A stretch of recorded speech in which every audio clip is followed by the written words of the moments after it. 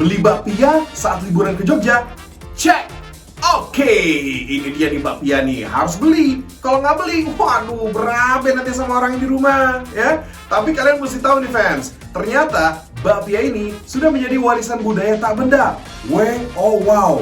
Nah, ini harus dijaga kelestariannya. Seperti aku, Jarici di sini yang selalu menjaga hati kamu untuk selalu nonton Ragam Indonesia. Alright, for the next 30 minutes, saya, Jarici, akan menemani kamu di sini tentunya ya. So, enjoy the show. This is Ragam Indonesia.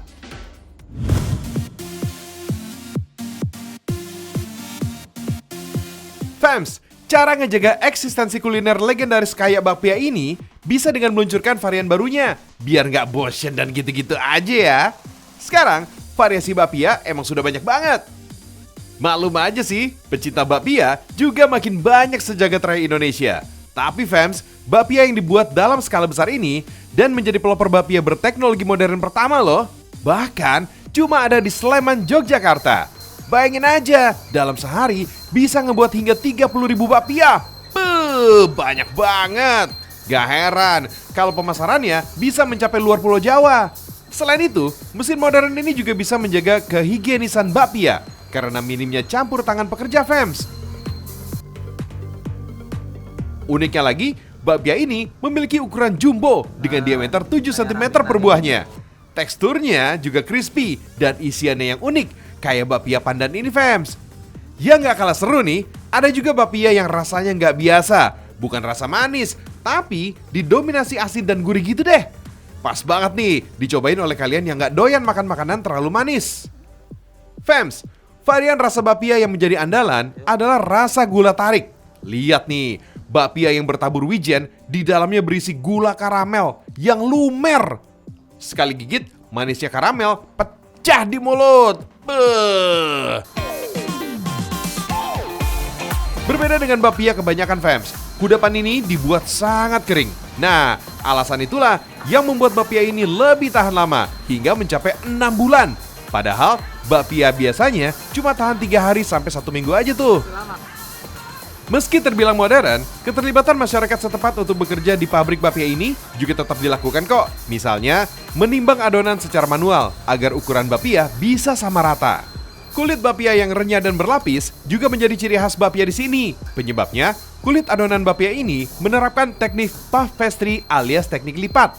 Ini sih namanya kuliner modern dengan kearifan lokal, fams. Keren deh. Fams, pengisian bakpia sebaiknya dilakukan ketika dingin ya. Hal ini dilakukan agar kulit bakpia tidak sobek saat dipanggang.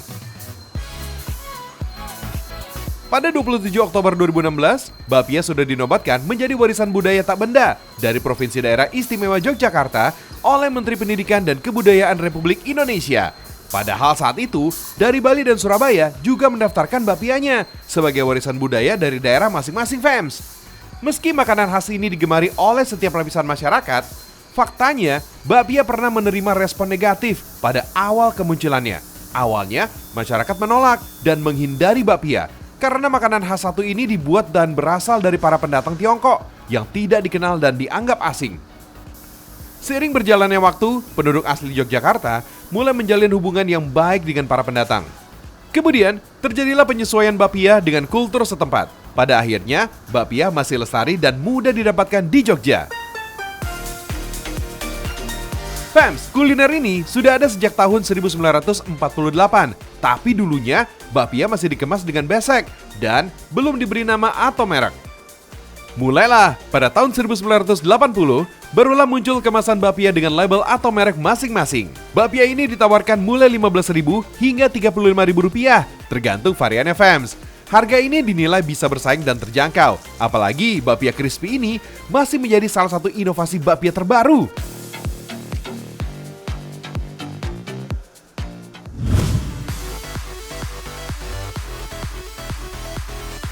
Imut-imut bentuknya, warna-warni tampilannya, sentuhan isiannya unik di dalamnya.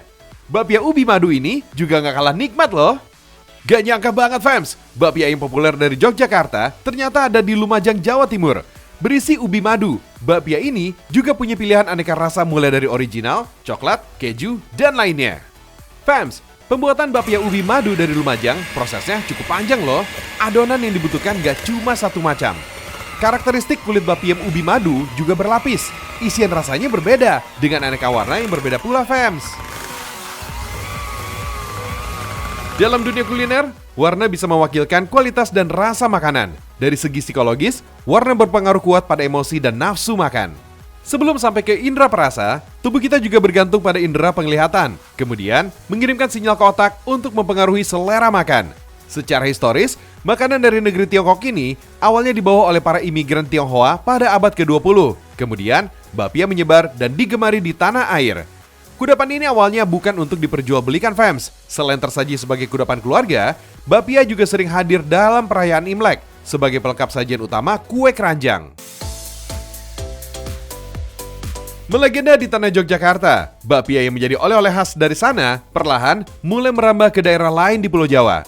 Kalau bapia Jogja terkenal dengan isian kacang ijo, di Kecamatan Pasru Jambe, Kabupaten Lumajang, Jawa Timur, ada bapia isi ubi madu. Wah, cantik ya penampakannya. Tinggal dipanggang aja nih. Proses pemanggangannya gak lama kok. Hasilnya cantik, rasanya nikmat, dan harganya murah meriah, fams. Fans, kita main tebak-tebakan yuk. Wah, ini seru nih. Gajah apa yang higienis? Tahu? Salah tuh yang jawab tuh. Nyerah? Kalau nyerah angkat tangan dong. Oke, gajah yang higienis adalah gajah kebersihan.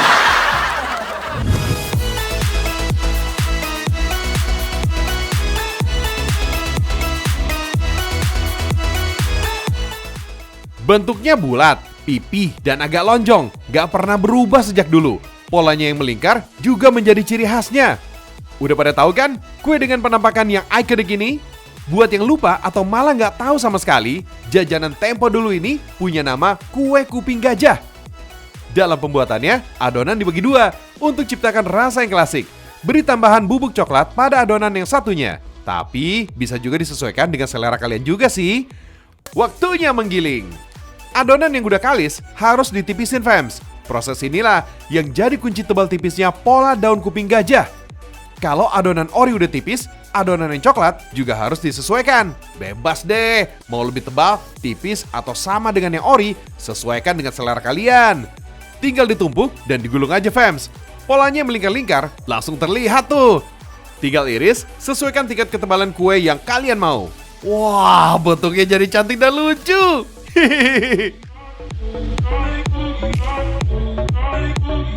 Ada dua metode untuk mematangkan jenis kue kuping gajah. Selain dipanggang pakai oven, proses pematangan dengan digoreng jadi cara yang termudah.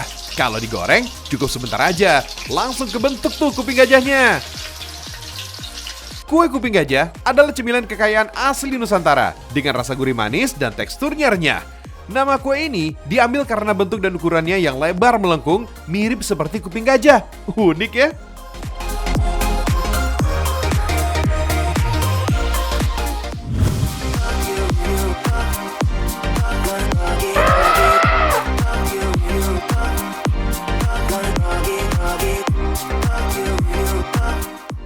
Daripada bengong mikirin mantan, mari kita isi hari dengan kegiatan berfaedah. Apalagi kalau bukan liburan. Yeay! Kita bakal ngajakin kalian merasakan sensasi berbeda saat liburan. Jadi, boleh banget nih cobain wisata adventure sama kumpulan gajah. Gak usah jauh-jauh ke Afrika. Di Medan banyak kok dan dijamin tetap seru. Fans, kalian bisa datang ke Aik Nauli Elephant Conservation Camp yang terletak di Kabupaten Simalungun, Sumatera Utara. Di sini, kalian bisa mengenal lebih dekat aktivitas gajah di alam bebas. Oke, kita bakalan pergi cari makan, pasti bakalan seru banget. Jadi, ayo kita lihat sama-sama gajahnya makan, yang lain jangan lupa makan. Kali ini kita mau jalan-jalan alias safari sama keempat gajah di area konservasi. Ada Vigo, Siti, Esther, dan Vini. Kesebut ya namanya ya? Yap, sebagai salah satu cara untuk berinteraksi langsung dengan gajah, boleh kok naik gajah kayak gini, fams. Jadi, bukan termasuk eksploitasi hewan ya. Perjalanan ini dimulai dengan menyusuri jalan setapak menuju tengah hutan lindung. Wait, kadang ada sesi mampirnya dulu nih fams gajah-gajahnya. Cemal-cemil rumput yang ada di pinggir jalan. Kayak kamu tuh kalau lagi jalan suka lapar mata lihat jajanan gitu. Ini dia uniknya gajah-gajah di konservasi ini. Rata-rata sudah mandiri alias bisa cari dan pilih makanannya sendiri. Setibanya di hutan, perjalanan makin ekstrim nih fams. Ketiga gajah betina dan satu gajah jantan ini bakal lewatin halang merintang, jembatan dari batang pohon. Waduh, kuat nggak ya batang pohonnya?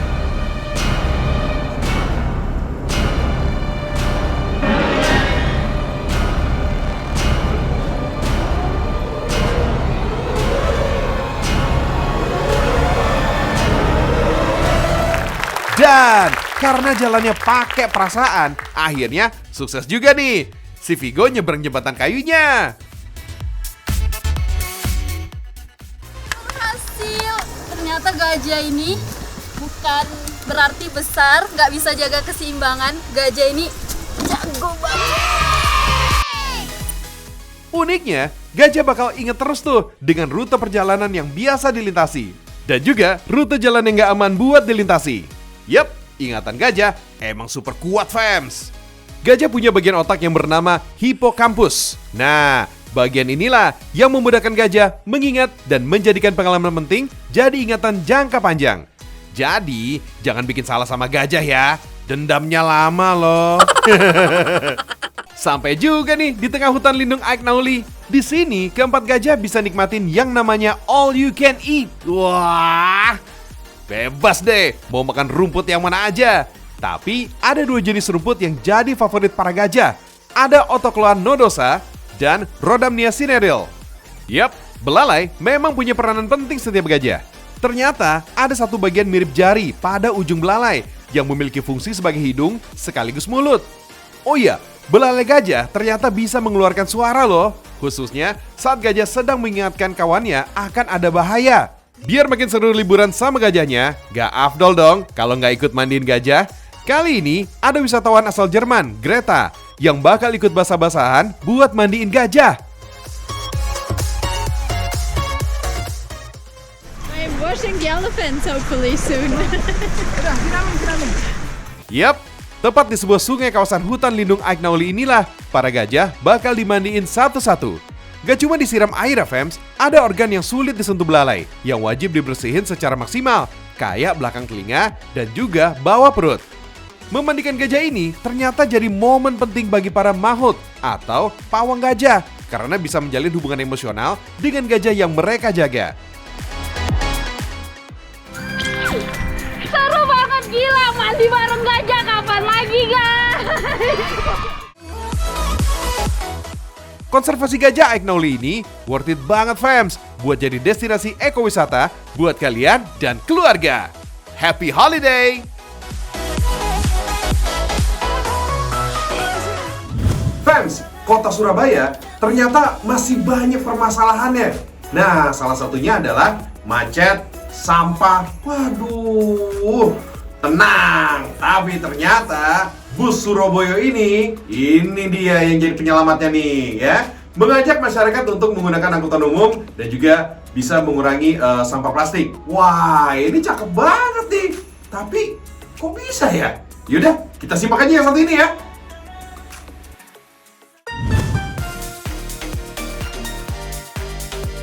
Buat kalian yang pengen dan belum pernah nyobain bus ini, kita kasih infonya fams. Tidak menggunakan uang untuk transaksinya. Bis ini cuma menerima pembayaran berupa sampah plastik fams. Kalian hanya menukarkan salah satu di antara 3 botol besar, 5 botol tanggung, atau 10 gelas air mineral. Kalau udah bawa salah satu dari ketiga syarat itu, kalian dapat kartu Surabaya Bus untuk 1 kali perjalanan. Biasanya sih, yang nuker ke sini langsung ngebawa semua botol yang ada. Soalnya, nggak semua tempat bisa menerima penukaran tiket. Cuma ada di Terminal Purbaya sama halte Raja Wali aja. Oh iya, dicatat juga ya, untuk penukaran sampah plastik cuma berlaku mulai jam 7 pagi sampai 4 sore doang. Inovasi berupa tiket bus dengan menggunakan botol plastik ini baru ada di Surabaya, Beijing, dan Turki aja loh. Keren! Indonesia masuk ke salah satu daftarnya. Gak sempat mau nuker ke terminal atau halte penukaran tiket? Tenang! Di dalam bis udah disediain tong sampah yang memungkinkan kalian untuk meletakkan sampah plastik kalian saat kalian menaiki Surabaya Bus. Surabaya Bus diluncurkan untuk mengatasi kemacetan plus mengurangi jumlah sampah di Surabaya Fams.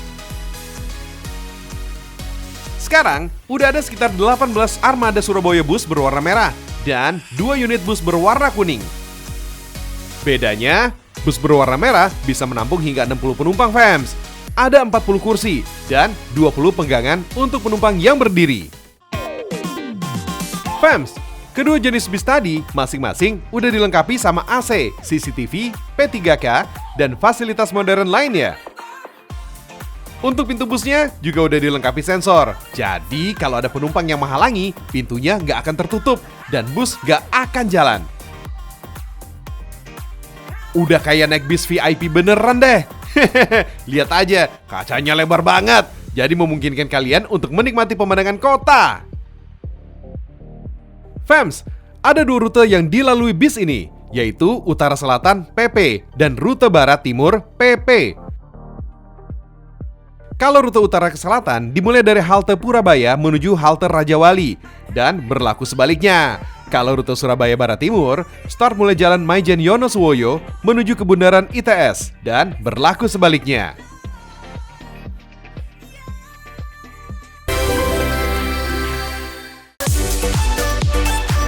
Udah dulu ya, perjumpaan Ragam Indonesia hari ini. Semoga bisa menambah wawasan dan informasi kalian. Nonton terus Ragam Indonesia, karena Indonesia istimewa.